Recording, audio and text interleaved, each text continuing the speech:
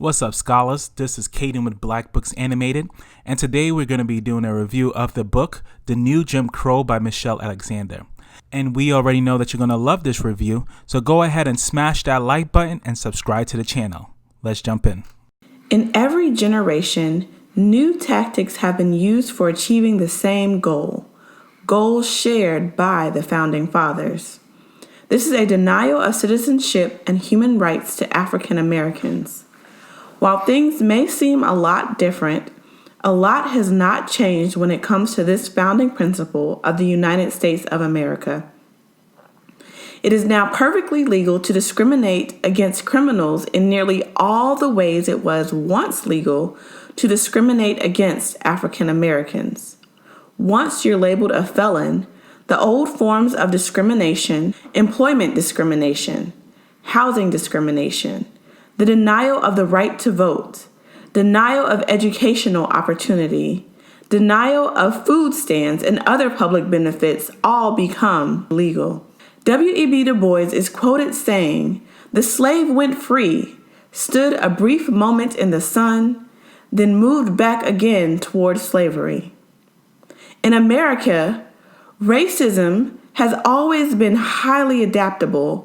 With each advance people of African descent has made in this country, a new law has come about trying to put them back in bondage. Following the collapse of each system control, there has been a period of confusion, transition, in which those who are most committed to racial hierarchy search for a new means to achieve their goals within the rules of the game as currently defined. The history of control.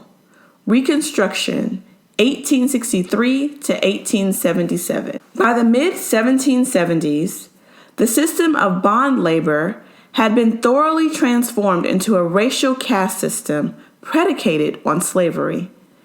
While race was a relatively recent development, only in the past few centuries, owing largely to European imperialism, the idea further developed during the 4 centuries in which slavery flourished. Under slavery, the racial order was most effectively maintained by a large degree of contact between slave owners and slaves, thus maximizing opportunities for supervision and discipline, and minimizing the potential for active resistance. Following the Civil War, it was unclear what institutions, laws, or customs would be necessary to maintain white control now that slavery was gone.